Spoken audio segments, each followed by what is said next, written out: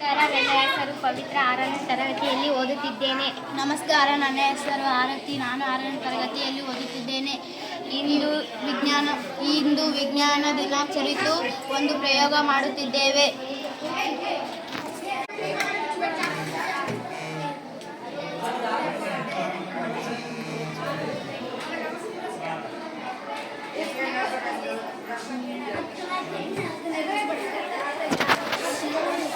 ಈ ಗಾಜಿನಲ್ಲಿರುವ ಮೇಣದ ಬತ್ತಿ ಉರಿಯುತ್ತದೆ ಏಕೆಂದರೆ ನೀರಿನಲ್ಲಿರುವ ಮತ್ತು ಸುತ್ತ ಗಾಳಿಯಲ್ಲಿರುವ ಆಕ್ಸಿಜನ್ ಬೆಂಕಿ ಹತ್ತಲು ಸಹಾಯ ಮಾಡುತ್ತದೆ.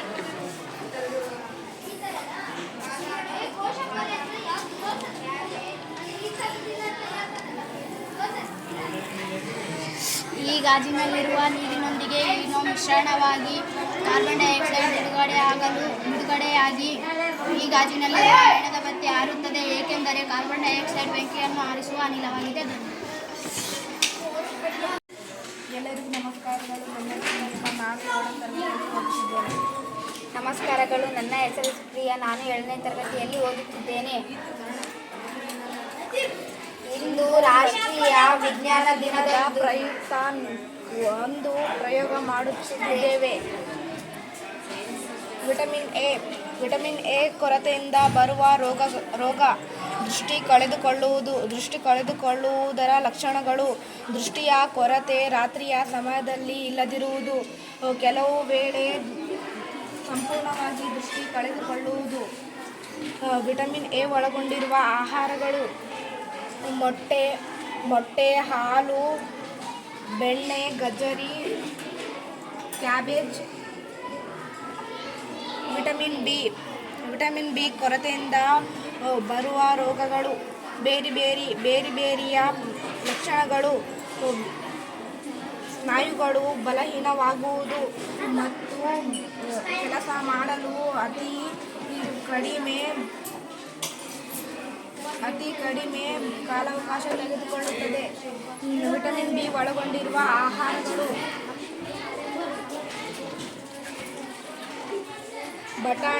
ಬಟಾಣಿ, ಮಾಂಸ, ಆಲೂಗಡ್ಡೆ, ಗಜ್ಜರಿ, ಬೆಣ್ಣೆ,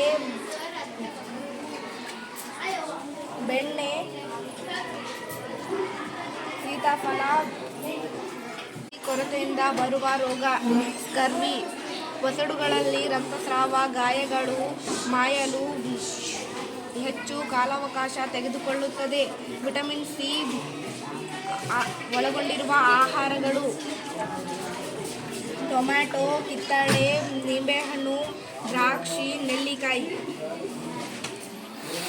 ವಿಟಮಿನ್ ಡಿ ಕೊರತೆಯಿಂದ ಬರುವ ರೋಗ: ರಿಕೆಟ್ಸ್ನ ಲಕ್ಷಣಗಳು: ಮೂಳೆಗಳು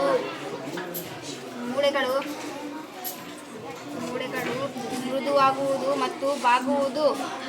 ವಿಟಮಿನ್ ಡಿ ಒಳಗೊಂಡಿರುವ ಆಹಾರಗಳು: ಮೊಟ್ಟೆ, ಹಾಲು, ಮೀನು, ಸೂರ್ಯನ ಕಿರಣಗಳು.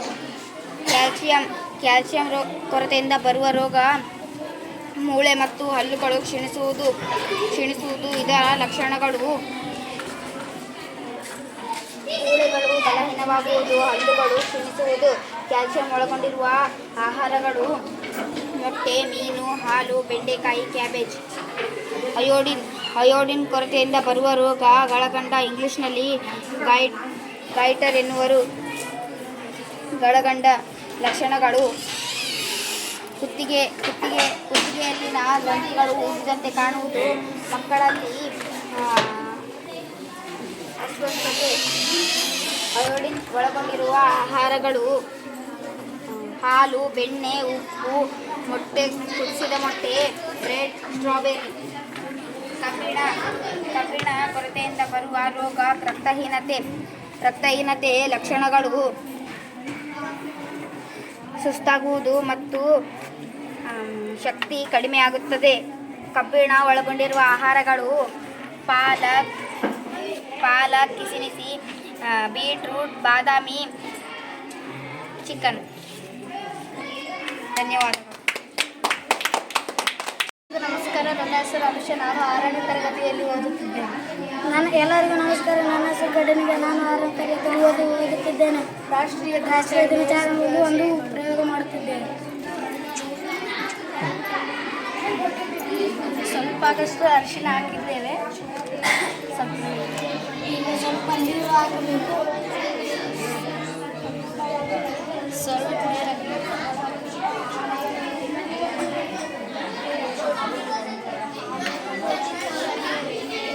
ನೋಡಿ ಈಗ ಎಲ್ಲ ಕಲರ್ ಆಗಿದೆ.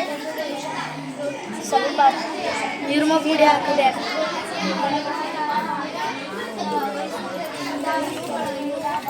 ಮತ್ತೆ ಕೆಂಪು ಕಲರ್ ಆಗಿದೆ ನೋಡಿ, ಕೆಂಪು ಕಲರ್.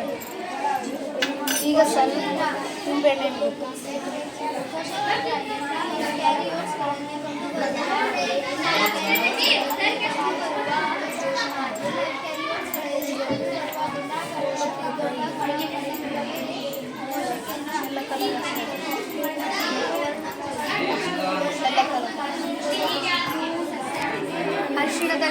ಅರಿಶಿಣದಲ್ಲಿರುವ ಕರ್ಪೂರಿ ಸಂಯುಕ್ತ ವಸ್ತು ಹಳದಿಯಾಗಿರುತ್ತದೆ. ಅರಿಶಿಣ ಪುಡಿಗೆ ನಿರ್ಮ ಪೌಡರ್ ಹಾಕಿದಾಗ ಅದು ಹಳದಿಯಿಂದ ಕೆಂಪಾಗುತ್ತದೆ, ಏಕೆಂದರೆ ನಿರ್ಮ ಪೌಡರ್ ಪ್ರತ್ಯಾಮ್ಲವಿರುವುದರಿಂದ ಅದು ಹಳದಿಯಿಂದ ಕೆಂಪಾಗಿಸುತ್ತದೆ. ಈ ಕೆಂಪು ಬಣ್ಣ ದ್ರಾವಣಕ್ಕೆ ನಿಂಬೆಹಣ್ಣನ್ನು ಹಿಂಡಿದಾಗ ಅದು ಮತ್ತೆ ಹಳದಿಯಾಗುತ್ತದೆ, ಏಕೆಂದರೆ ನಿಂಬೆಹಣ್ಣಿನಲ್ಲಿ ಸಿಟ್ರಿಕ್ ಆಮ್ಲ ಇರುವುದರಿಂದ ಅದು ಪ್ರತ್ಯಾಮ್ಲವನ್ನು ತಟಸ್ಥಗೊಳಿಸಿ ಕೆಂಪನ್ನು ಹಳದಿಯಾಗುತ್ತದೆ. ಧನ್ಯವಾದ. ನನ್ನ ಹೆಸರು ಶ್ರೀದೇವಿ, ನಾನು 7ನೇ ತರಗತಿಯಲ್ಲಿ ಓದುತ್ತಿದ್ದೇನೆ. ನಮಸ್ತೆ, ನನ್ನ ಹೆಸರು ಮೊಹಮ್ಮದ್ ಅಲಿ, ನಾನು 7ನೇ ತರಗತಿಯಲ್ಲಿ ಓದುತ್ತಿದ್ದೇನೆ. ಇಂದು ರಾಷ್ಟ್ರೀಯ ವಿಜ್ಞಾನದ ದಿನದ ಪ್ರಯುಕ್ತ ನಾವು ಹಾರ್ಮೋನುಗಳು ಮತ್ತು ಅವುಗಳ ಕಾರ್ಯದ ಬಗ್ಗೆ ತಿಳಿಸುತ್ತೇವೆ. ಇದು ವೃಷಣಗಳ ಗ್ರಂಥಿ. ಇದು ಪುರುಷರ ಜನನೇಂದ್ರಿಯದಲ್ಲಿ ಕಂಡುಬರುತ್ತದೆ. ಇದು ಸ್ರವಿಸುವ ಹಾರ್ಮೋನು ಟೆಸ್ಟೋಸ್ಟಿರಾನ್. ಇದರ ಕಾರ್ಯವೇನೆಂದರೆ ಪುರುಷ ಲೈಂಗಿಕ ಹಾರ್ಮೋನು ವೀರ್ಯಾಣುಗಳನ್ನು ಉತ್ಪತ್ತಿ ಮಾಡುತ್ತದೆ. ಇದು ಅಂಡಾಶಯ ಗ್ರಂಥಿ. ಇದು ಹೆಣ್ಣಿನ ಜನನೇಂದ್ರಿಯದಲ್ಲಿ ಕಂಡುಬರುತ್ತದೆ. ಇದು ಸ್ರವಿಸುವ ಹಾರ್ಮೋನು ಈಸ್ಟ್ರೋಜನ್. ಇದರ ಕಾರ್ಯವೇನೆಂದರೆ ಮಹಿಳಾ ಲೈಂಗಿಕ ಹಾರ್ಮೋನು ಋತುಚಕ್ರವನ್ನು ನಿಯಂತ್ರಣ ಮಾಡುತ್ತದೆ. ಇಂಗ್ಲಿಷಲ್ಲಿ ಪೆಟ್ಯೂಟರಿ ಗ್ಲ್ಯಾಂಡ್, ಕನ್ನಡದಲ್ಲಿ ಪೆಟ್ಯೂಟರಿ ಗ್ರಂಥಿ. ಇದು ಮೆದುಳಿನಲ್ಲಿ ಕಂಡುಬರುತ್ತದೆ. ಇದು ಸ್ರವಿಸುವ ಹಾರ್ಮೋನು ಬೆಳವಣಿಗೆ ಹಾರ್ಮೋನು. ಇದರ ಕಾರ್ಯವೇನೆಂದರೆ ಬೆಳವಣಿಗೆಯ ನಿಯಂತ್ರಣ. ಈ ಹಾರ್ಮೋನು ಹೆಚ್ಚಾದರೆ ಆ ವ್ಯಕ್ತಿ ಎತ್ತರವಾಗುತ್ತಾನೆ. ಅದೇ ಇದು ಕಡಿಮೆ ಆದರೆ ಆ ವ್ಯಕ್ತಿ ಕುಳ್ಳಕಾಗುತ್ತಾನೆ. ಇಂಗ್ಲಿಷಲ್ಲಿ ಥೈರಾಯ್ಡ್ ಗ್ಲ್ಯಾಂಡ್, ಕನ್ನಡದಲ್ಲಿ ಥೈರಾಯ್ಡ್ ಗ್ರಂಥಿ. ಇದು ಗಂಟಲಿನ ಭಾಗದಲ್ಲಿ ಕಂಡುಬರುತ್ತದೆ. ಇದು ಸ್ರವಿಸುವ ಹಾರ್ಮೋನು ಥೈರಾಕ್ಸಿನ್. ಇದರ ಕೆಲಸವೇನೆಂದರೆ ಕೊಬ್ಬನ್ನು ಜೀರ್ಣಕ್ರಿಯೆ ನಿಯಂತ್ರಣ ಮಾಡಿ. ಈ ಹಾರ್ಮೋನು ಕೊರತೆಯಾದರೆ ಗಂಟಲು ಉಬ್ಬುತ್ತದೆ. ಇದಕ್ಕೆ ಗಳಗಂಡ ಎಂದು ಕರೆಯುತ್ತಾರೆ. ಇದು ಮೆದೋಜೀರಕ ಗ್ರಂಥಿ. ಸ್ರವಿಸುವ ಹಾರ್ಮೋನ್ ಇನ್ಸುಲಿನ್. ಇದು ಹೊಟ್ಟೆಯ ಮೇಲ್ಭಾಗದಲ್ಲಿ ಕಂಡುಬರುತ್ತದೆ. ಇದರ ಕೆಲಸವೆಂದರೆ ರಕ್ತದಲ್ಲಿನ ಸಕ್ಕರೆಯ ಮಟ್ಟದ ನಿಯಂತ್ರಣ. ದೇಹದಲ್ಲಿ ಕೊರತೆ ಕಡಿಮೆ ಆದರೆ ಶುಗರ್ ರೋಗ ಬರುತ್ತದೆ. ಇದು ಅಡ್ರಿನಲ್ ಗ್ರಂಥಿ. ಸ್ರವಿಸುವ ಹಾರ್ಮೋನ್ ಅಡ್ರಿನಲಿನ್. ಇದು ಜನಾಂಗದ ಮೇಲ್ಭಾಗದಲ್ಲಿ ಕಂಡುಬರುತ್ತದೆ. ಇದರ ಕೆಲಸವೆಂದರೆ ದೇಹವು ತುರ್ತು ಪರಿಸ್ಥಿತಿಯನ್ನು ನಿಯಂತ್ರಿಸುತ್ತದೆ, ಎದುರಿಸಲು ಸಿದ್ಧಗೊಳಿಸುತ್ತದೆ. ಇದು ಪಿನಿಯಲ್ ಗ್ಲ್ಯಾಂಡ್, ಕನ್ನಡದಲ್ಲಿ ಪಿನಿಯಲ್ ಗ್ರಂಥಿ ಎನ್ನುತ್ತಾರೆ. ಸ್ರವಿಸುವ ಹಾರ್ಮೋನ್ ಮೆಲಟೋನಿನ್. ಇದು ಮೆದುಳಿನ ಮಧ್ಯಭಾಗದಲ್ಲಿ ಇರುತ್ತದೆ. ಇದರ ಕೆಲಸವೆಂದರೆ ನಿದ್ರೆ, ಎಚ್ಚರದ ದೈನಂದಿನ ಚಕ್ರವನ್ನು ನಿಯಂತ್ರಿಸುತ್ತದೆ. ಇದು ದೇಹದ 3ನೇ ಕಣ್ಣು ಎಂದು.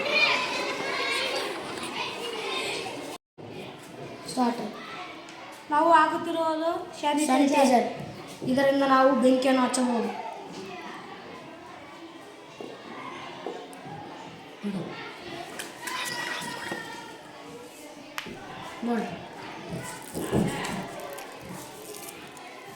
ನೋಡ್ರಿ ಬೆಂಕಿ ಹಚ್ಚಿದೆ ನೋಡ್ರಿ.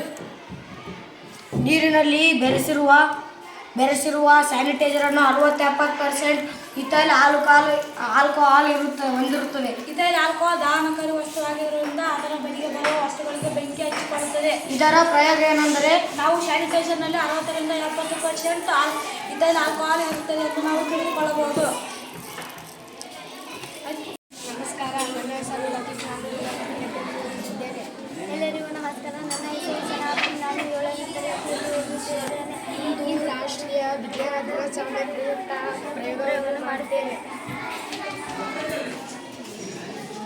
ಕೋಶಪೊರೆ ಇದು ಜೀವಕೋಶದ ಹೊರಭಾಗ. ಇದು ಕೋಶದೊಳಗೆ ಪ್ರವೇಶಿಸುವ ಮತ್ತು ಹೊರಗೆ ಹೋಗುವ ವಸ್ತುಗಳನ್ನು ನಿಯಂತ್ರಿಸಿ ಜೀವಕೋಶಕ್ಕೆ ರಕ್ಷಣೆ ನೀಡುತ್ತದೆ. ಕೋಶಭಿತ್ತಿ ಇದು ಕೋಶಪೊರೆಯ ಮೇಲೆ ಕಂಡುಬರುವ ಗಡುಸಾದ ಹೊಂದಿಕೆಯಾಗಿದೆ. ಎಂಡೋಪ್ಲಾಸ್ಮಿಕ್ ರೆಟಿಕ್ಯುಲಮ್ ಇದು ಪೊರೆಯ ಒಂದು ಜಾಲ. ಇದು ಕೋಶ ಪೊರೆಯಿಂದ ಕೋಶ ದ್ರವ್ಯದವರೆಗೂ ಹರಡಿದೆ. ಇದು ಜೀವಕೋಶದ ಆಂತರಿಕ ಆಧಾರವನ್ನು ನೀಡುತ್ತದೆ. ಮೈಟೋಕಾಂಡ್ರಿಯಾ ಇದು ಆಕ್ಸಿಜನನ್ನು ಬಳಸಿಕೊಂಡು ಗ್ಲೂಕೋಸ್ ಅನ್ನು ವಿಭಜಿಸಿ CO2 ಕಾರ್ಬನ್ ಡೈಆಕ್ಸೈಡ್ ಮತ್ತು ನೀರನ್ನು ಬಿಡುಗಡೆ ಮಾಡುತ್ತದೆ. ಈ ಕ್ರಿಯೆಯಲ್ಲಿ ಬಿಡುಗಡೆಯಾದ ಶಕ್ತಿಯು ATP ರೂಪದಲ್ಲಿ ಸಂಗ್ರಹವಾಗುತ್ತದೆ. ಆದ್ದರಿಂದ ಇದನ್ನು ಜೀವಕೋಶದ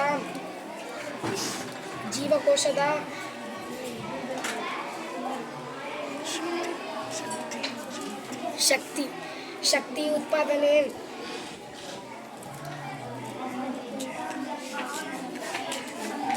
ಕೇಂದ್ರ ಎನ್ನುತ್ತಾರೆ.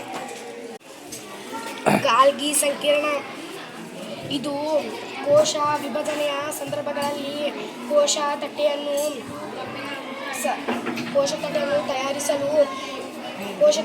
ತಯಾರಿಸಲು ಸಹಾಯ ಮಾಡುತ್ತದೆ. ರೈಬೋಸೋಮ್ ಉತ್ಪತ್ತಿ ಮಾಡಿದ ಪ್ರೋಟೀನ್ಗಳನ್ನು ರೈಬೋಸೋಮ್ ಪ್ರೋಟೀನ್ ಸಂಗ್ರಹಣೆಯಲ್ಲಿ ಮಹತ್ತರ ಪಾತ್ರ ವಹಿಸುವುದರಿಂದ ಇವುಗಳ ಜೀವಕೋಶದ ಪ್ರೋಟೀನ್ ಕಾರ್ಖಾನೆಗಳೆಂದು ಕರೆಯುವರು. ಕೋಶಕೇಂದ್ರ ಎಲ್ಲ ಯುಕ್ಯಾರಿಯೋಟ್ಸ್ಗಳಲ್ಲಿ ಕಂಡುಬರುವ ದುಂಡಾಕಾರದ ಅತಿ ದೊಡ್ಡ ಕಣದಂಗವೇ ಕೋಶಕೇಂದ್ರ. ಹಸಿರು ವರ್ಣಕಗಳು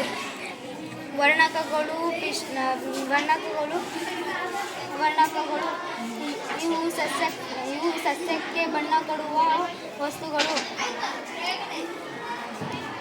ನಿರ್ವಾತನ ವ್ಯಾಕ್ಯೂಲ್ ನಿರ್ವಾತನ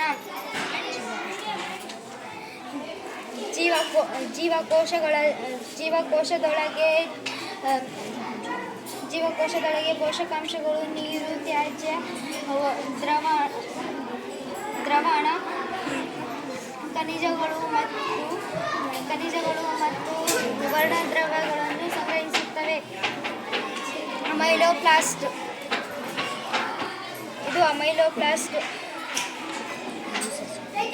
ಇವು ಸಸ್ಯಗಳಲ್ಲಿನ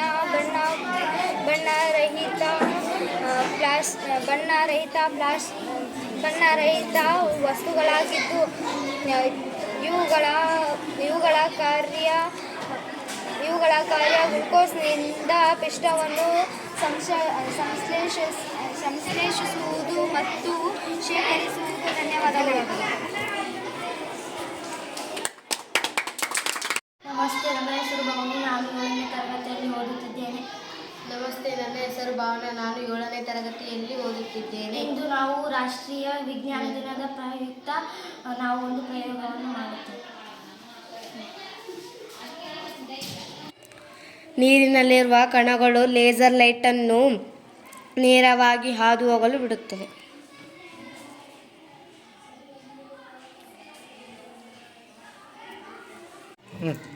ಅದೇ ನೀರಿಗೆ ಸ್ವಲ್ಪ ಹಾಲನ್ನು ಬೆರೆಸಿದಾಗ ಅದು ಕೊಲಾಯ್ಡಿಯಲ್ ಸೊಲ್ಯೂಷನ್ ಆಗಿ ಬದಲಾಗುತ್ತದೆ.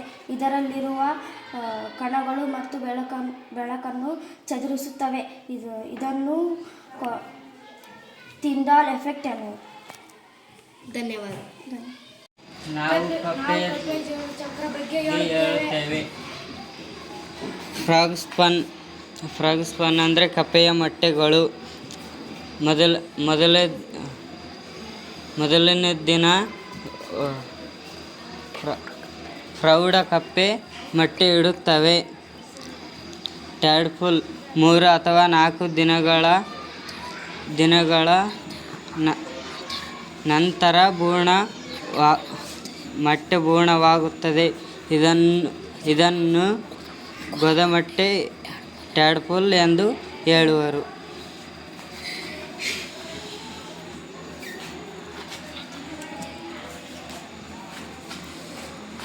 7-10 ದಿನಗಳಲ್ಲಿ ಬಾಲ ಹೊಂದಿರುವ ಮತ್ತು 8-10 ವಾರಗಳಲ್ಲಿ ಕಾಲುಗಳನ್ನು ಹೊಂದಿರುವ 12 ವಾರಗಳಲ್ಲಿ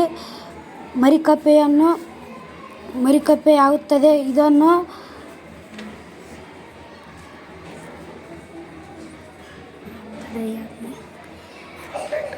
ಫ್ರಾಗ್ಲೆಟ್ ಎನ್ನುವರು. 14 ವಾರದಲ್ಲಿ ಎಲ್ಲ ಅಂಗಗಳು ಅಭಿವೃದ್ಧಿಯಾಗಿ ಪ್ರೌಢಕಪ್ಪೆಯಾಗುತ್ತದೆ. ಫ್ರಾಗ್ ಎನ್ನುವರು. ಏಕೆಂದರೆ ಕಪ್ಪೆ ಭೂಮಿ ಮತ್ತು ನೀರಿನ ಮೇಲೆ ವಾಸ ಮಾಡುತ್ತೆ, ಅದಕ್ಕೆ. ಎಲ್ಲರಿಗೂ ನಮಸ್ಕಾರ. ನನ್ನ ಹೆಸರು ಬಾಲಾಜಿ. ನಾನು 7ನೇ ತರಗತಿಯಲ್ಲಿ ಓದುತ್ತಿದ್ದೇನೆ. ಎಲ್ಲರಿಗೂ ನಮಸ್ತೆ. ನನ್ನ ಹೆಸರು ಮಹಬೂಬಿ. ನಾನು 7ನೇ ತರಗತಿಯಲ್ಲಿ ಓದುತ್ತಿದ್ದೇನೆ. ರಾಷ್ಟ್ರೀಯ ವಿಜ್ಞಾನ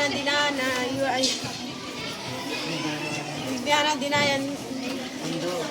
ಎಂದು ನಾವು ಒಂದು ಪ್ರಯೋಗವನ್ನು ಮಾಡುತ್ತೇವೆ.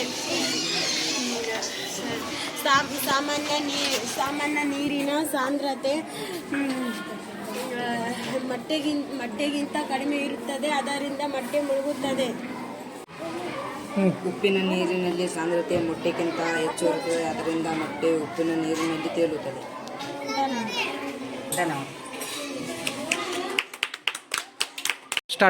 ಎಲ್ಲರಿಗೂ ನಮಸ್ಕಾರ. ನನ್ನ ಹೆಸರು ಭುವನ್. ನಾನು 6ನೇ ತರಗತಿಯಲ್ಲಿ ಓದುತ್ತಿದ್ದೇನೆ. ಎಲ್ಲರಿಗೂ ನಮಸ್ಕಾರ. ನನ್ನ ಹೆಸರು ಚೈತ್ರ. ನಾನು 6ನೇ ತರಗತಿಯಲ್ಲಿ ಓದುತ್ತಿದ್ದೇನೆ. ಇಂದು ಇವಾಗ ರಾಷ್ಟ್ರೀಯ ವಿಜ್ಞಾನ ದಿನಾಚರಣೆಯನ್ನು ಪ್ರಯೋಗ ಮಾಡುತ್ತಿದ್ದೇವೆ. ಇದು ಕೊಯ್ನ ಹಾಕಿ ತೆಗೀರಿ. ಬರಲ್ಲ.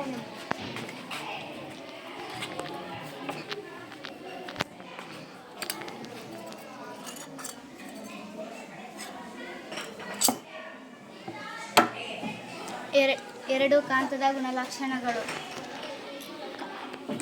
ಕಾಂತವು ಕಾಂತೀಯ ವಸ್ತುಗಳನ್ನು ಆಕರ್ಷಿಸುತ್ತದೆ. ಲೋಹದಿಂದ ಅದನ್ನು ಆಕರ್ಷಿಸಿ ಮೇಲೆ ತರುತ್ತದೆ. ಕಾಂತಕ್ಕೆ 2 ಧ್ರುವಗಳು, ಉತ್ತರ ದಕ್ಷಿಣ ಧ್ರುವಗಳು, ವಿಜಾತಿ ಧ್ರುವಗಳು ಆಕರ್ಷಿಸುತ್ತದೆ.